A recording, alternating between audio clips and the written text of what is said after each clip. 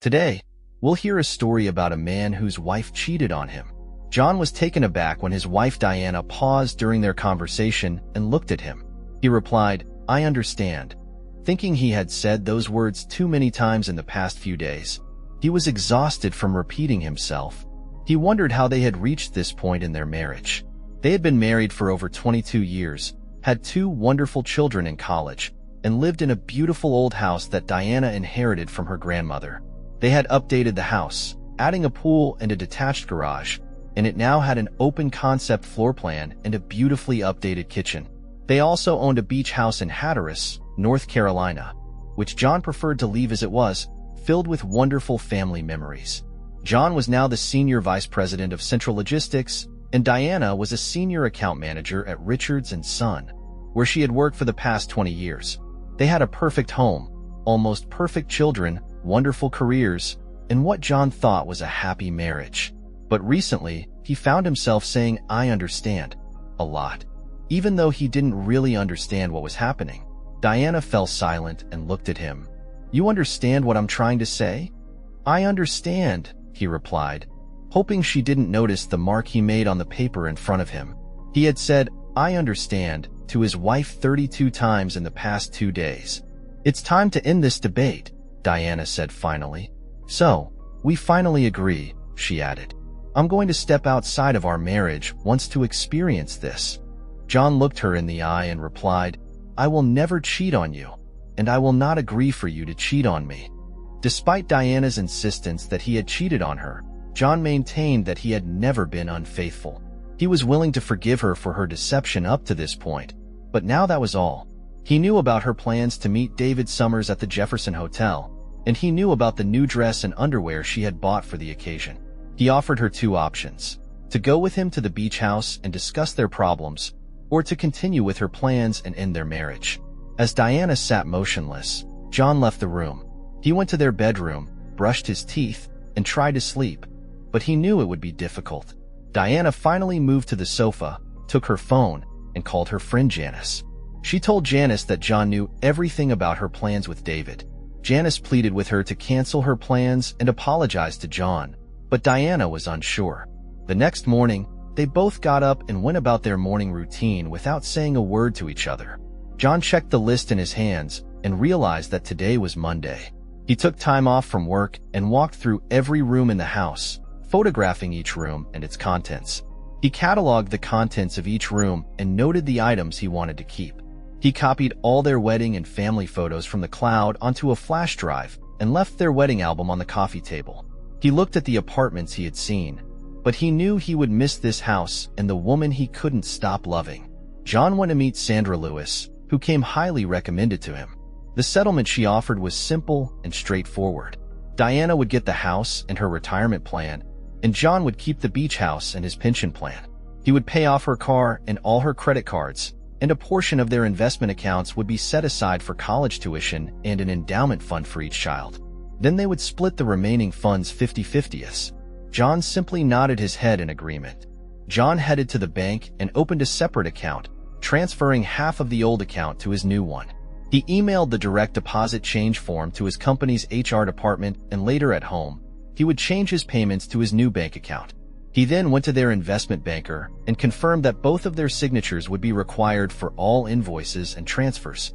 John informed him that his lawyer Sandra Lewis would seize the accounts the day after Diana was served. As John went about his day, he realized that he had said very few words to Sandra since he hired her for his divorce. All their communication was carried out via email. He sensed sadness and resignation in her, and sometimes wondered why she chose family law as her specialty. He was disgusted by the expression of pity and concern on the faces of his longtime advisors, and realized that they were just the first of many of their acquaintances who would have the same expression on their faces when the news came out. The thought of having to tell his children about the divorce almost made him sick. Diana tried to avoid David Summers at work as much as possible. At lunchtime, they met at Maria's Cafe, a small restaurant that he liked to call their place.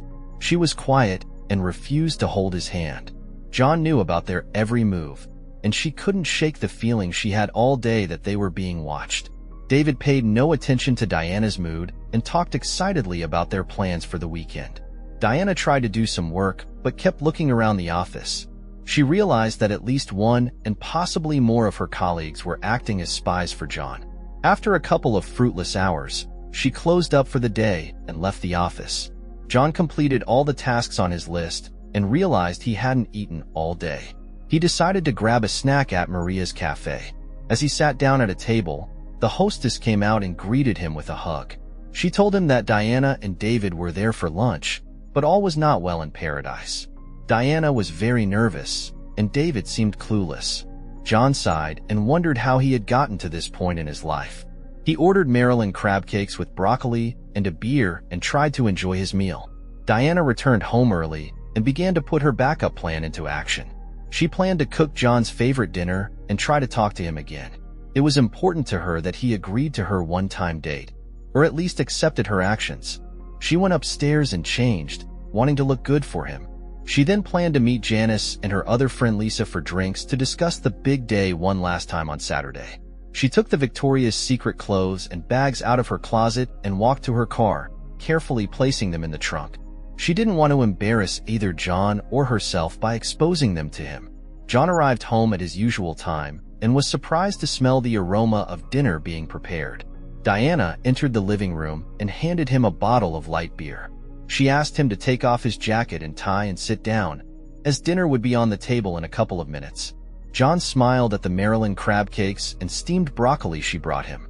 He was glad because this was his favorite dish, but for the first time, he realized that he would prefer to eat at Maria's cafe at this moment. He would prefer to be anywhere but at home. As they ate dinner in silence, Diana decided to try again to make him understand why she needed to do this. John interrupted her and told her she looked very good today and asked if she was going somewhere. Diana replied that she was going to meet Janice and Lisa for a few drinks later in the evening. John coldly told her that he understood and that he had lost his appetite. He left the table and told her she looked really good for David Summers. He told her to tell him to drop dead for him. John disappeared into the living room, and the sound of the television filled the dining room. Diana sat quietly at the table with her head in her hands. For the first time, she seriously reconsidered her actions. After a few minutes, she stood up and cleared the table. She needed to remain true to her feelings. She wrote to Janice and asked if they could meet earlier. She couldn't wait until tomorrow to see David Summers. John heard the front door open and close. He drank his beer and looked at the TV, realizing that he had been sitting there for 20 minutes and had no idea what channel he was watching. He felt sadness pressing on his chest like a huge weight that made it almost impossible for him to breathe. He pulled a box out of his coat pocket, popped 2 pills into his mouth, and washed them down with the rest of his beer.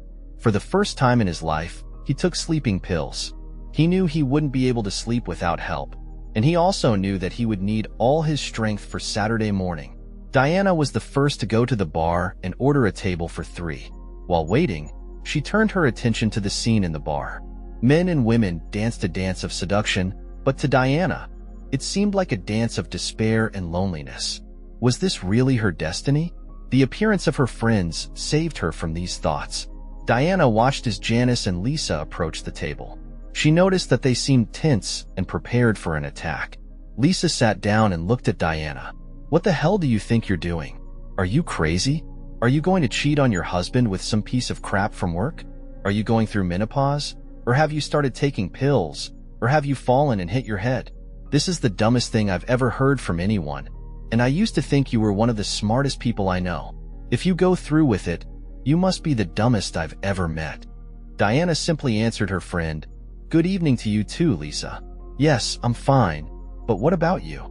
Lisa just looked at her, and Diana saw the anger and pain in her eyes. Diana turned to Janice. "Your turn." Janice shook her head. "You know how I feel about this adventure of yours. I would say more, but I'm afraid I won't be able to be as polite as Lisa." Diana smiled sadly. "You think you could swear better than Lisa?" Janice answered without smiling.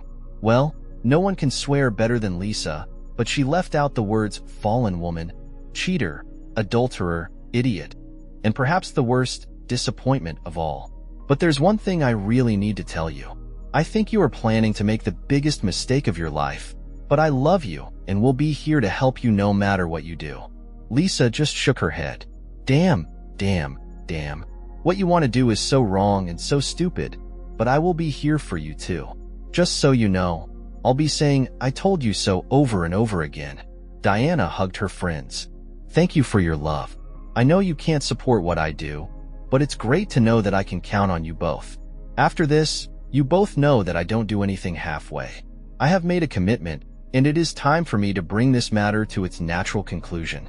Lisa softly pleaded, Diana, there is nothing natural about betrayal, and commitment to betrayal is the opposite of the true meaning of the word commitment. Diana sat quietly for several minutes and then stood up and said, I need to finish my business for tomorrow. I'll bring a bottle of wine. Please stay and drink for me. Diana completed her instructions and drove up to the dark house. She collected her thoughts and then sent Janice a long text message. She knew that Janice was angry with her, but she also knew that her friend would help her. She opened the trunk of her car and realized she couldn't leave her shopping in the car overnight. Tomorrow it would be too cold to wear. She hid them in the closet in the downstairs hallway and then slid into bed next to John and tried to sleep. That night, sleep did not come to Diana. Finally, at 3 a.m., she got out of bed and went downstairs. She saw the wedding album on the coffee table and thought that if John could look at their wedding album, so could she. After looking at 2 pages, she closed the album and began to cry. She had to make him understand. At 5 a.m., she gave up on the idea of sleep and went to the bathroom to take a shower. After her shower, she put on some Victoria's Secret lingerie and then opened her clothes bag and put on the pretty item that was in it. She pulled out the suitcase she had packed earlier and carried it to the car. She then placed the Victoria's Secret bag next to her suitcase. She walked into the kitchen and wrote a short note to John. She chuckled to herself. She was leaving him a Dear John letter. She placed the note on the coffee maker, turned off the light, and walked to the car, determined to finish what she started. John woke up and looked at the alarm clock. It was 6:15, and when he turned around, he realized that he was sleeping alone. The thought occurred to him that she had not waited for this evening. He had pushed her towards David Summers. He imagined that she was lying in David Summers' bed, and this picture struck him to the core. For the first time, he overestimated himself. Should he have just let her have one night to test another man? She promised to belong only to him after that one night. Did he really lose his life's happiness because of his ego and pride? Reflecting on his plight, John realized that he would never be able to love her again if she went to David Summers.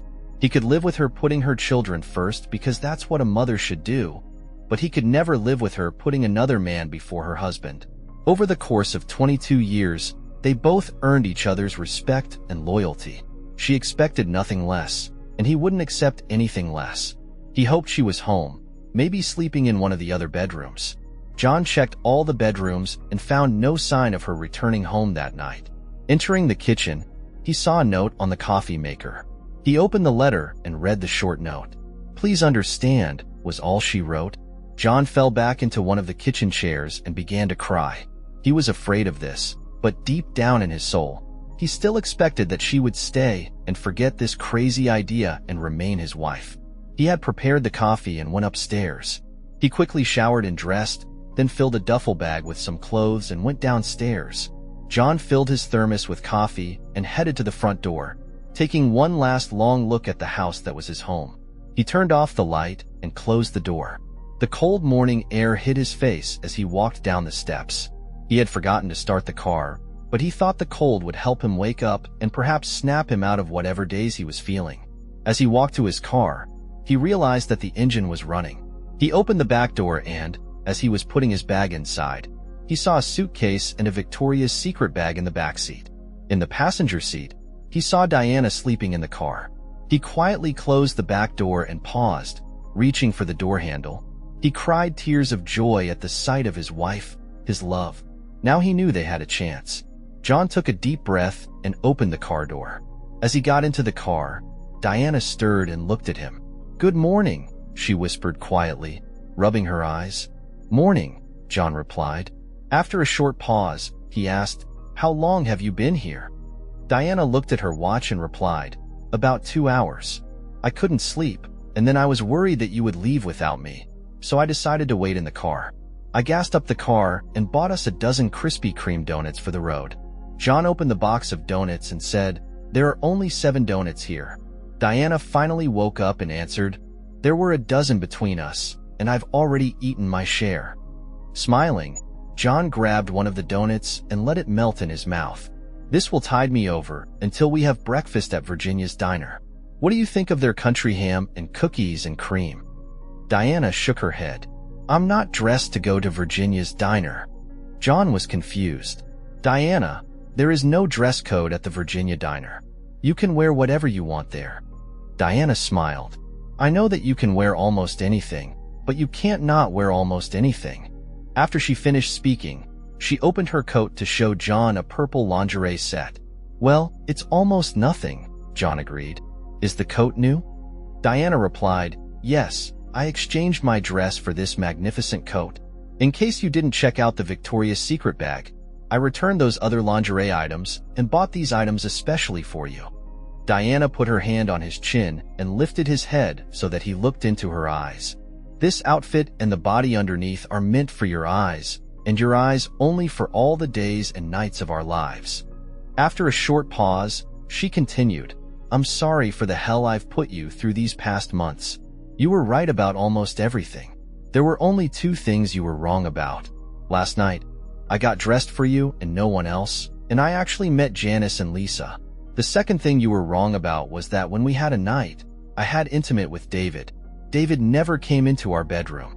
I didn't close my eyes to think about him, but I couldn't look you in the eyes because I was so ashamed of what I wanted to do. I'm ashamed to admit that the shame I felt didn't stop me from planning to be with him." She looked at him and said quietly, "Now I really understand." He kissed her. They had a lot to talk about, and they had a lot of work ahead of them to repair their marriage. But his heart leapt with joy when he realized that she finally understood. As John drove past the Virginia diner, he looked at Diana. She fell asleep again soon after they reached the highway. He remembered everything he did on Friday. They had a lot to talk about, and he knew that any honest conversation had to include his confession. John remembered that evening 7 years ago when he was in San Francisco for the quarterly corporate meeting. At that time, he was the head of the department, and his adventure brought huge results to the company. Foreign companies were buying up their American competitors, but John saw an interesting opportunity. He advocated the idea of buying an Italian company with excellent engineers but serious financial problems. His mentor, the CEO, approved the purchase, and it was a great success. The purchase brought them several teams of experienced engineers, and the big plus was the access to the European market that this company provided to the rest of the corporation and the presence of the Italian company in the Chinese market. The deal ultimately brought in billions of dollars. This was the crowning achievement of the CEO's career and set John on the fast track to a corporate career. That evening, Diana was home in Virginia with the boys at a school band concert. So John celebrated his success with his colleagues and especially with Debbie Maris, a wonderful marketing representative from another division. Debbie and he had a long-term business relationship of the friendly type. He drank just enough to ease his inhibitions, but not enough to cloud his judgment. They danced much closer than a married man should with someone other than his wife.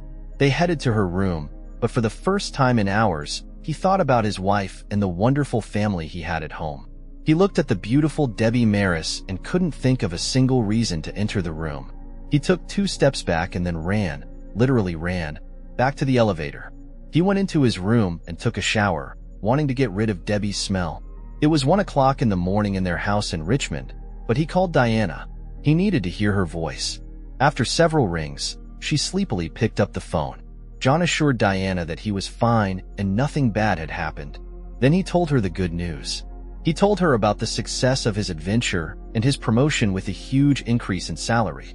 He cried as she excitedly told him how proud she was of him and how she always knew he would succeed. She told him how much she loved him. Through his tears, he realized that he had almost shared one of the greatest moments of his life with the wrong woman. Diana's opinion and happiness were all that mattered to him. When John drove to the beach, he knew he had to tell her. He had to make her understand why he truly understood her feelings. He was in her shoes, and that was why he could listen to her and honestly say, "I understand." David Summers was alone in Fred Davis's office at Richards & Sons. Fred was the vice president of human resources, and David was sent to his office as soon as he walked in that Monday morning. He didn't understand why he was there. Okay, he'd recently missed a couple of deadlines in his pursuit of Diana, but he felt like he could catch up quickly. The meeting confused his plans for this morning. He needed to talk to Diana about what happened over the weekend. Not only did she set him up, but she also sent two of her friends, Janice and Lisa, to tell him about it. David remembered how afraid he was of this woman, Lisa. His father served in the Navy for 25 years, but he couldn't hold a candle to the way this woman could swear. She embarrassed him right there in the lobby of the Jefferson Hotel. He recalled that even the hotel security seemed afraid to interfere. As he turned to return to his seat, he froze when he saw the photograph on Fred Davis's desk. It was a family portrait of Fred, his 3 sons, and his smiling wife. Now he knew the name of the woman who had scolded him so thoroughly. Lisa Davis. Now he understood why he was here. What would you do in the situation our protagonist finds himself in? Would you do the same thing he did? Write your opinion in the comments. See you in the next video.